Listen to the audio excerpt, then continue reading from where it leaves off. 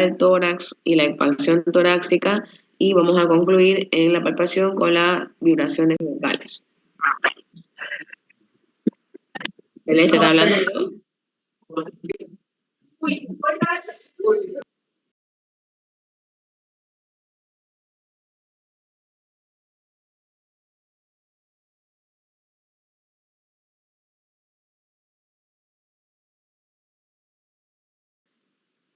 En la inspección del tórax vamos a ver piel y tejido celular subcutáneo y los músculos, ¿no? En el tórax estático hemos visto los tipos de tórax, ¿no? Estos pequeños espacios de lo que vimos. Si hay algún tipo de abovedamiento, una simetría, alguna retracción.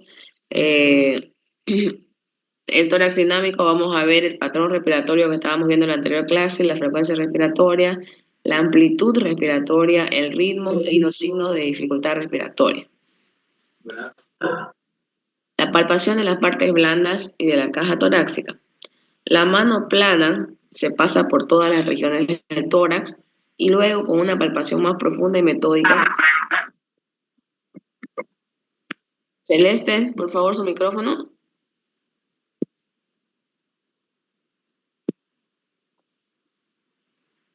Muy bien, entonces decíamos, ¿no? Para empezar la palpación tenemos que poner nuestra mano plana, ¿ya? Se pasa por todas las regiones del tórax y luego con una palpación más profunda se estudian los detalles que hayan llamado la atención, siempre siguiendo una secuencia, ¿no? Vamos a ir de arriba para abajo y siempre comparando a ambos hemitórax, ¿ya? Si palparon el lado derecho, entonces nos vamos al lado izquierdo y sucesivamente vamos comparando.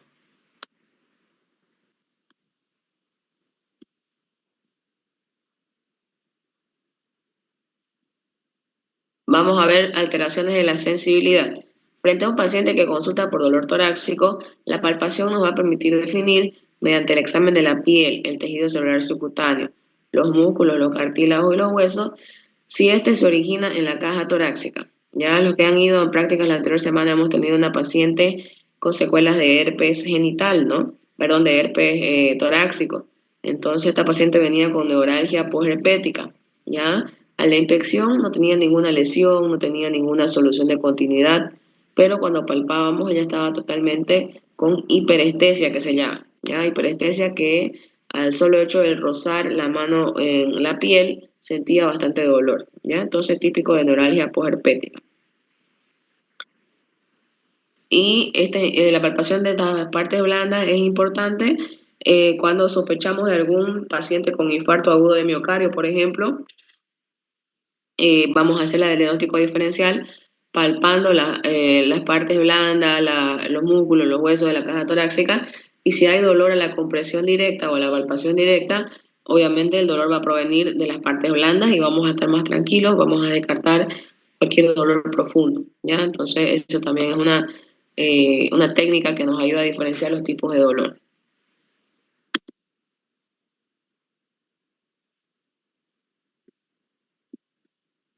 El síndrome de Tietze, ya tomen atención a este síndrome, es muy importante.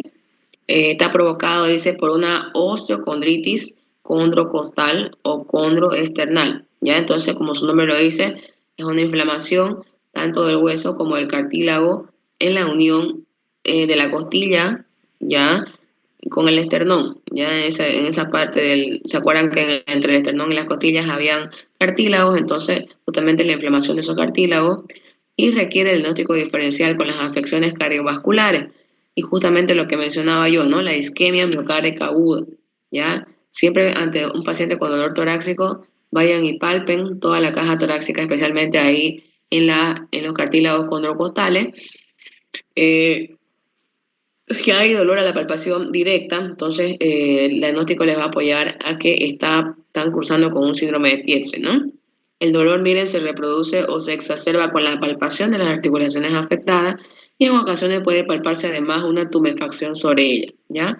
Muchas veces algunos pacientes lo tienen un poco más elevado esa zona y muy dolorosa la palpación. Entonces, ustedes van a quedar más tranquilos, pueden indicarle algún antiinflamatorio, algún relajante muscular y ese paciente va a ir muy bien, ¿ya?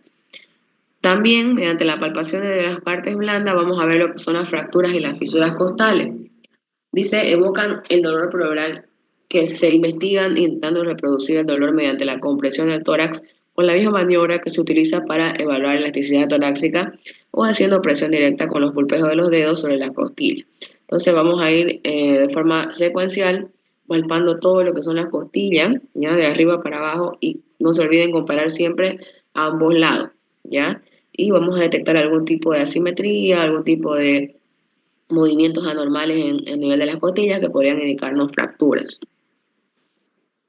Neuralgias intercostales son otro cuadro muy frecuente, ¿ya? Para esto, miren, están los puntos dolorosos de Balleix, ¿ya? El lateral dice que está en la mitad del espacio intercostal, en el sitio en que la rama colateral perforante lateral se irradia por los tegumentos. Entonces, miren, justo a este nivel sale una rama, ¿ya? Y justamente ahí es donde se genera un tipo de dolor a la palpación.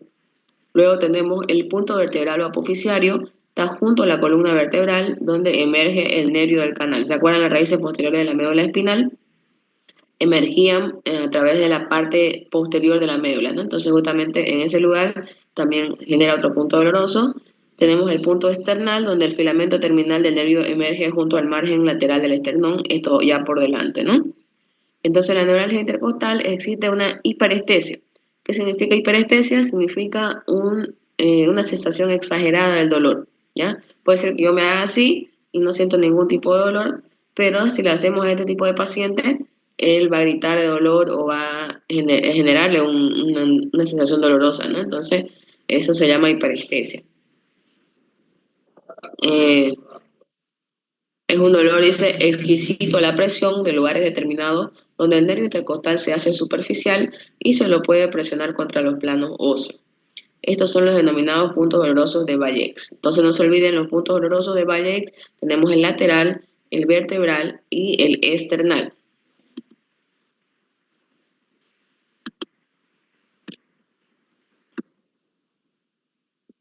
Luego tenemos los famosos frémitos bronquicos o roncos palpables.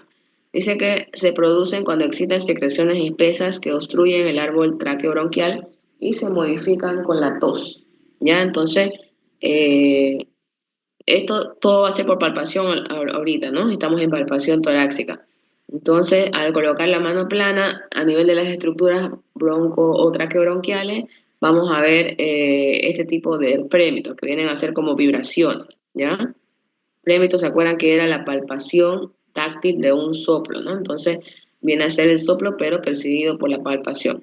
Y lo interesante de esto es que ustedes hacen toser al paciente y se va a modificar. Quiere decir que puede que desaparezca, puede que disminuya y no va a ser un punto fijo, ¿no? Ahí vemos la palpación general de las partes blandas y de la caja torácica. Podemos ver alteraciones de la sensibilidad, dijimos, ¿no? Quizás zonas de hiperestesia, los puntos dolorosos que estábamos viendo. Enfisema subcutáneo cuando es la entrada de aire en el tejido celular subcutáneo, ¿ya? Esto normalmente se ve en heridas de arma blanca, se ven en algunas infecciones de partes blandas, ¿no? Entonces vamos a palpar en la parte del tejido celular subcutáneo como si estuviéramos palpando nieve, podemos decir así, ¿ya? Enfisema subcutáneo. Frémito o roce pleural es lo que estábamos viendo, que a la palpación vamos a detectar el soplo, ¿ya? Que viene a ser como un pequeño soplo, tanto de la parte bronquial como de la roce pleural. También es importante ver adenopatías. A nivel torácico, por ejemplo, tenemos que ver la parte axilar, el hueco axilar, las glándulas mamarias, ¿ya? ¿Por qué? Porque pudieran haber adenopatías. También elasticidad torácica vamos a ver con estas maniobras que vemos en la imagen y expansión torácica, ¿ya? Ponemos las manos de esta forma, con el índice para atrás, unidos los dos índices y pedimos al paciente que ventile, ¿no? A ver, a percibir. Aquí mismo date la vuelta. Paulina, su micrófono, por favor.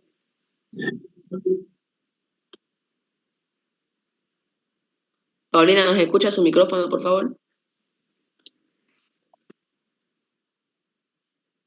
Muy bien.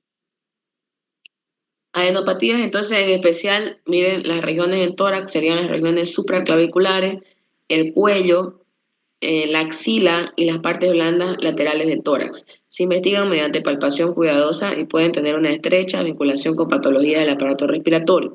Si ustedes palpan adenopatía, siempre tienen que investigar procesos infecciosos cercanos, ¿ya? Como miren, puede ser tuberculosis, puede ser también una neumonía, pero las adenopatías que no duelen, que ustedes palpan y no les duele al paciente y son muy duras y apegadas a planos profundos, podrían estar indicándonos de algún cáncer, ¿ya? Normalmente miren un cáncer broncógeno avanzado. También los tumores del mediastino. Este cuadro, miren, el edema en clavina, que se caracteriza por el aumento de volumen y de la circulación sanguínea solamente en las extremidades superiores y el cuello, ¿ya? Y se ve en algún tipo de obstrucción a nivel del mediastino, ¿ya? Que comprime las estructuras vasculares, los grandes vasos que pasan por mediastino, como son la arteria aorta, la vena cava, ¿no?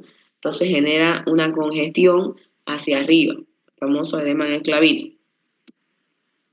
Tumefacción mamaria, ya a veces en los niños es muy frecuente ver como un aumento de volumen a nivel de la mama, ya que no es normal a nivel en esta edad, entonces podría estar sospechando de alguna patología hormonal, ya, o alguna influencia de algún fármaco también, ¿no? O aquellas mamás que toman fármacos y eh, le pasan a los bebés a través de la leche materna, ¿no? Elasticidad torácica, entonces una maniobra de escaso valor semiológico ya actualmente, y los hallazgos dependen en gran medida de la edad y el sexo del paciente, es mayor en los niños y en las mujeres, ¿ya? Entonces la elasticidad torácica va a ser más palpable y más percibible, podemos decir así, o perceptible en los niños, ¿ya? Que ellos tienen una bastante elasticidad a nivel general, y en las mujeres también que nos caracterizamos, ¿no? Examen físico de la tráquea y la faringe. Aporta datos valiosos para el diagnóstico de procesos morbosos endotoráxicos. El movimiento pendular de la tráquea, vamos a ver que se mueve hacia el lado de la obstrucción. Ya, si tenemos una obstrucción traqueal, la tráquea va a moverse hacia ese lado en las inspiraciones profundas. Por eso hay que pedir al paciente que inspire profundamente y detenga un rato la respiración, o sea, se quede en apnea, y en dirección opuesta en la expiración, y vamos a experimentar también un frémito a su nivel. Esto en el caso de obstrucciones parciales de la vía aérea a nivel de la tráquea, ¿no? Porque sabemos que las obstrucciones totales vienen a ser emergencias médicas que tenemos que tomar conductas urgentes, ¿no? Pero en las obstrucciones parciales podemos observar este signo, ¿ya? No se olviden entonces, si ustedes le piden al paciente que inspire, que haga inspiración profunda y detenga la respiración, vamos a observar la tráquea moviéndose o desviándose hacia el lado de la obstrucción, y cuando bote el aire en la expiración va a moverse hacia la dirección opuesta. Desviación lateral de la tráquea. Es difícil su estimación a nivel de la fosa yugular, es mucho más aconsejable palpar el espacio tráqueo-esternocleidomastoideo, ¿no? Es el espacio entre la tráquea y el músculo esternocleidomastoideo. La fluctuación de la tráquea en la calasia, el esófago distendido por líquido y gas ocupa el espacio tráqueo-vertebral y la tráquea se hace más anterior y la fosa yugular más profunda. Ya esto normalmente la calasia, se recuerdan o han escuchado, es un aumento del diámetro del esófago, entonces como está tan aumentado de tamaño, distendido por líquido y gas, va a desplazar la tráquea, ¿ya? Y la tráquea, miren, se va a hacer más anterior, se va a venir más hacia adelante, y la fosa yugular se va a hacer más profunda. También tenemos que palpar la fijeza de la tráquea. La laringe puede ser elevada manteniendo el cuello vertical, entonces pedimos al paciente que ponga el cuello vertical y gracias a la elasticidad de la tráquea en toda su altura. ¿Ya? Vamos a ver su fijeza. Palpamos de esta forma entonces con el dedo índice, ya a nivel del cartílago traqueal, y vamos a ver su movimiento con la respiración. Por último, la pulsación laringea se basa en que las pulsaciones impresas sobre el bronquio izquierdo o en bifurcación traqueobronquial por un aneurisma del callado, estenosis valvular aórtica o corazón agrandado, las famosas cardiomegalias, se transmiten a la faringe, ¿ya? Entonces, en algunas ocasiones podemos palpar el pulso a nivel de laringe, ¿ya? Y normalmente, miren, son patológicos, dice, por aneurisma del callado. ¿Se acuerdan? Aneurismas son igual agrandamientos del diámetro de los vasos, ya por alguna lesión previa, estenosis valvular aórtica, que es una patología, una valvulopatía de muy mal pronóstico, y por último las cardiomegalias. Entonces de esta forma vamos a palpar tráquea, miren, la forma unimanual con los dedos índice y pulgar, a nivel de la fosa tráqueo-esternocleidomastoidea que veíamos. La parte lateral solamente con un dedo, podemos hacerlo con el dedo índice.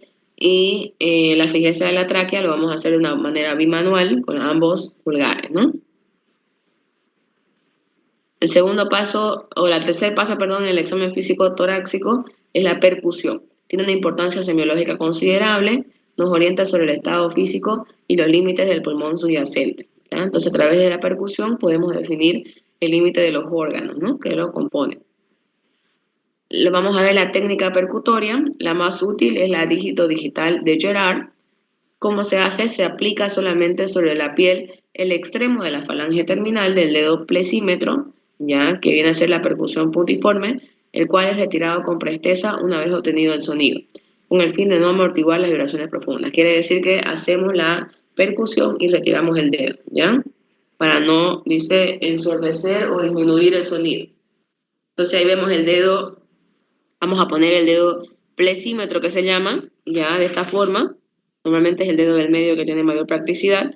Y el dedo percutor, igual con el dedo del medio, vamos a dar un ligero golpecito a nivel de la articulación de la falange media con la falange distal, ¿ya? Y inmediatamente percutimos, retiramos. Ahí vemos otra forma, ¿ya? Aquí vemos con el dedo plano, aquí con el dedo en flexión de 90 grados, ¿ya? Normalmente a mí me gusta esta última porque te genera mayor practicidad y mayor resonancia al oído. El dedo percutor golpea en dirección perpendicular al dedo plexímetro, lo cual se consigue flexionándolo del modo en que su falange terminal se halla en ángulo recto con el hueso metacarpiano, lo que veíamos, ¿no? La flexión. El movimiento de la mano que percute se efectúa a nivel de la articulación metacarpofalángica, permaneciendo el antebrazo rígido e inmóvil. Luego tenemos la ortopercusión de Plesch, sirve para limitar zonas de reducida extensión en las que a veces es difícil colocar el dedo plano, como las regiones supraclavicular y axilar. Entonces la ortopercusión de Plesch lo vamos a hacer para zonas donde no tenemos mucho espacio para colocar nuestras manos, como la región supraclavicular, que teníamos que ver también en la sonoridad pulmonar, y la parte axilar. Ahí está la ortopercusión de flex, no es nada más que la flexión del dedo plexímetro en 90 grados para tratar de hacer una percusión en un espacio reducido. Percusión inmediata o directa de Auenbrugger, ya es útil al comienzo de la exploración para darnos rápidamente cuenta si las bases del pulmón se encuentran o no ocupadas. La percusión debe ser ligera, golpeándose siempre con igual intensidad y comparativa en zonas simétricas, ¿no? Siempre comparamos ambos hemitórax, que suelen ser isótonas. Es más exacta si se aprovecha la misma fase respiratoria. Condiciones para la percusión. La posición del enfermo durante el examen será diferente según la región que se desee percutir. La mejor va a ser siempre la de pie o sentada, con los brazos caídos pasivos a lo largo del tronco. Las palmas de las manos sobre las rodillas a fin de relajar la musculatura torácica. Esto es importante, por ejemplo, la preparación del paciente y la posición, ya, para poder lograr un sonido audible a nuestros oídos. Ya yo sé que al inicio ustedes no van a lograr escuchar nada, pero tenemos que practicar, ¿ya? Tienen que practicar en sus familiares, tienen que practicar en sus compañeros, en las zonas de reducido espacio que veíamos la ortopercusión de Flesch. Entonces,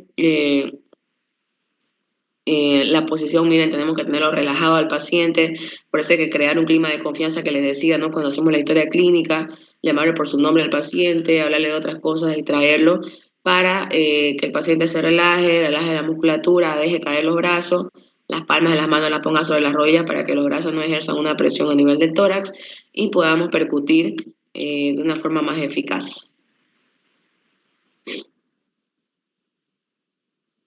Entonces tenemos también las regiones especiales. Para la percusión de la axila y las paredes laterales, debe levantar el brazo del lado que se examina y apoyar la mano sobre la cabeza de manera que la palma caiga sobre el parietal del otro lado. Entonces tenemos que ponerlo en esta posición. A ver, no lo puse la imagen, pero más o menos es, cruzamos la mano, ¿no? Del lado que examinamos, cruzamos la mano y la ponemos sobre la cabeza, cosa que nos exponga toda la parte que vamos a percutir, ¿ya? Sonido percutorio. El sonido que se obtiene durante la percusión del tórax normalmente depende del lugar donde se aplica el dedo plexímetro.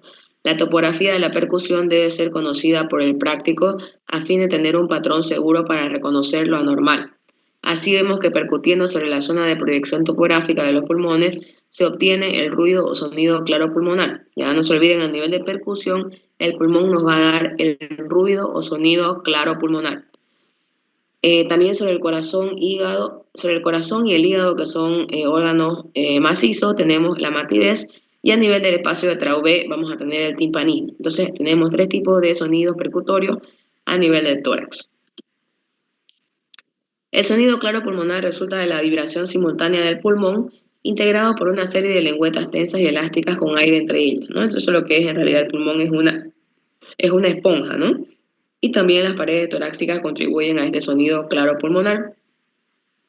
Los órganos blandos que no contienen aire, los músculos y los líquidos, no entran en vibración con los golpes urinarios de percusión y actúan como amortiguadores.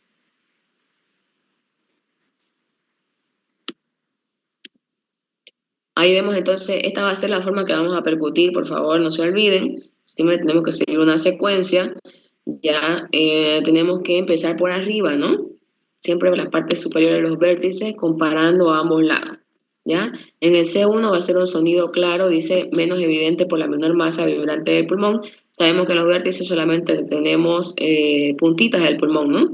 Entonces vamos a tener menos masa, dice el sonido claro va a ser menos evidente y el mayor grosor también de las masas musculares. Sabemos que a nivel de esta C1 tenemos masas musculares grandes, ¿no? Los grupos musculares como son ¿se acuerdan los anatomistas qué músculo tenemos a este nivel, chicos?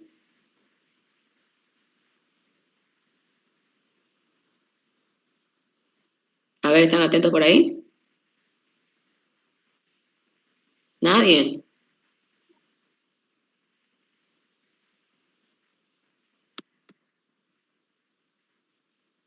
A ver qué pasó, ¿me están atendiendo o están haciendo cualquier cosa ustedes, chicos? Sí, doctora, nos olvidamos de anatomía. No creo, si hay varios anatomistas en el grupo, siempre me están respondiendo. A ver, ¿qué tenemos a nivel de la C1 que veíamos en la imagen? El trapecio, doctora. El trapecio, ¿cómo se van a olvidar el trapecio semejante músculo grande? ¿Qué más? A ver, otro. El deltoides, pero ya se está en los renglones del... Está en el hombro ese, ¿no? Los rectos de la cabeza. Los rectos, pero eso va más que todo en columna. Yo lo que quiero es hacia los lados. ¿Se acuerdan los que se insertaban a nivel de los omoplatos?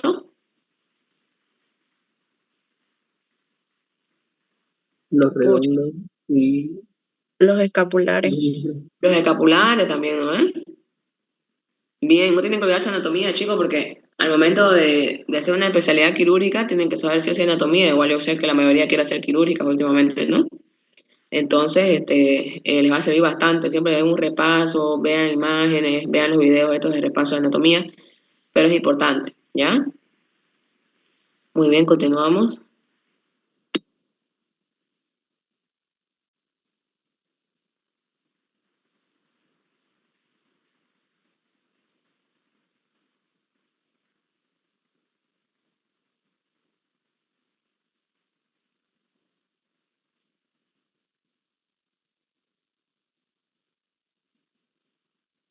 Entonces, más abajo tenemos la segunda área que vendría a ser la C2, ¿ya? Donde dice que el sonido claro pulmonar va a ser muy patente, porque miren acá toda esta región es donde mayor masa pulmonar vamos a encontrar, entonces el sonido claro pulmonar se va a hacer más evidente. Y en la región M, ya vamos a encontrar el sonido mate, debido a que ya encontramos los órganos macizos como el hígado, el estómago, normalmente el estómago para lleno, entonces va a ser un sonido mate, y el vaso al otro lado, ¿no? Entonces no se olviden ese esquema. En los vértices hay una cierta disminución de la sonoridad, veíamos, ¿no? Debido al desarrollo de las masas musculares, se añade la menor cantidad de tejido pulmonar vibrante, cosa fácil de comprender si consideramos que los pulmones llenos de aire tienen forma de un cono de vértice superior, y de suerte hay más pulmón en la parte inferior del tórax que en la superior, ¿ya? Entonces, obviamente el sonido a nivel superior va a ser menos evidente. La percusión del pulmón, para ser completa, precisa la explotación sucesiva. De los campos apicales de Chronic, dice, se realiza situándose el médico detrás del paciente y empezando a percutir entre el arranque del cuello y del hombro hacia ambos lados. ¿Ya? Entonces, los campos apicales los vamos a percutir desde la línea media hacia afuera, ¿no? También vamos a determinar la expansión del pulmón en las bases. El sonido obtenido en este plano es de tonalidad algo más elevada, por ser las costillas más robustas y obrar la columna vertebral también, la escápula con sus músculos como amortiguadores. La sonoridad del tórax va aumentando gradualmente, siendo máxima a nivel de las bases, a medida que disminuye el grosor de las masas musculares y obviamente aumenta la cantidad de tejido pulmonar vibrante. Una vez alcanzado el límite inferior del pulmón, se procede al examen de la movilidad de las bases. Se pide al enfermo que contenga la respiración después de una inspiración profunda, observando el nivel hasta el cual se extiende la resonancia pulmonar.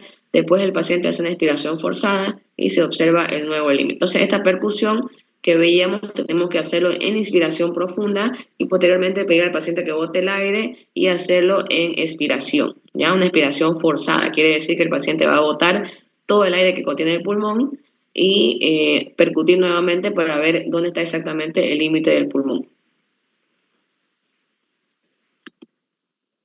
Ahí están los campos apicales de Cronin que veíamos en el plano anterior y el plano posterior. Dijimos, ¿no? Desde la raíz del cuello, quiere decir desde la parte de la fosa tráqueo-esternoclavicular que veíamos hacia afuera, ¿no?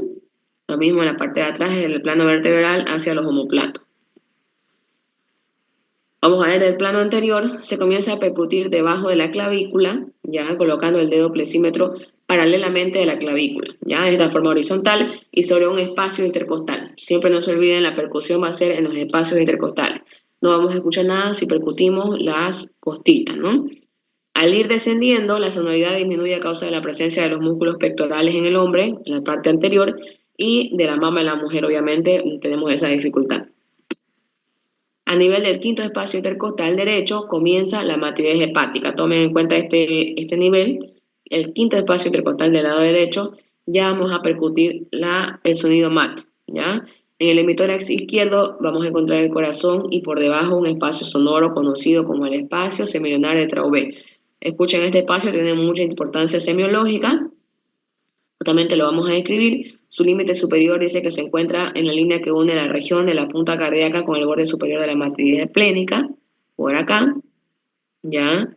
El inferior es el reborde costal y por dentro los límites con el borde inferior del hígado y por fuera la matriz esplénica. Entonces toda esta parte donde está la T es el espacio semilunar de Traubé, donde vamos a escuchar sonido, dijimos sonoridad pulmonar, ahorita lo vamos a ver.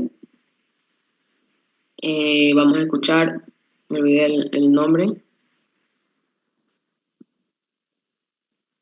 Timpanismo, ¿ya? A nivel del espacio de Traubé, vamos a escuchar timpanismo porque es un espacio lleno de aire, ¿ya? Ahora las regiones axilar y lateral no deben omitirse nunca, ¿ya? Yo sé que a veces por estar apurado, menospreciamos esta región, ¿ya? Pero en el hueco axilar podemos encontrar muchísimos signos semiológicos. Por la delgadez de la pared, ya sabemos que la piel y los tejidos celulares subcutáneos a ese nivel son muy delgados, son muy útiles para explorar el pulmón subyacente. El sujeto levanta el brazo del lado en que se examina y apoya la mano sobre la cabeza. Entonces, la misma maniobra que dijimos, ¿no? Levantamos el brazo del lado que va a examinar y lo ponemos sobre el parietal del otro lado para poder descubrir toda la parte axilar y la palma cae sobre el parietal, dice, ¿no? Del otro lado. Se percute en este caso de abajo hacia arriba, siguiendo la línea axilar media. Vamos a guiar por eso.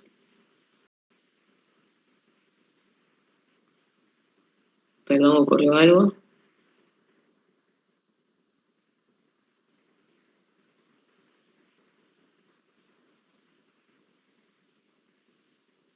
Ah, ya. Aquí, hasta aquí vamos a ver hoy, ¿ya? Era palpación y percusión, ¿ya? Para que no se confundan, porque ya cuando entremos a auscultación es un poco más complicado, es un poco más larguito y más importante, ¿ya? Entonces no se olviden la percusión, las zonas que estábamos repasando, ¿ya? Los sonidos que vamos a escuchar, el sonido claro pulmonar, el sonido mate a nivel de corazón e hígado, el sonido, el timpanismo en el espacio de Traubé, ¿ya? Son importantísimos. Algo que quieran complementar, chicos, ¿se entendió todo?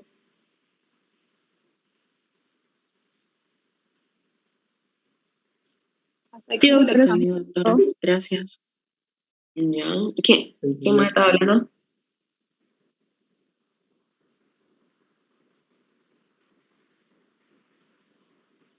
Ya, bueno, chicos, entonces les aconsejo, por favor, tienen que seguir repasando. Ya yo en práctica les voy a ir preguntando más o menos esta semana lo que podría entrar, las posibles preguntas. Entonces vayan repasando, anótense todo lo que les pregunte porque podría entrar al examen.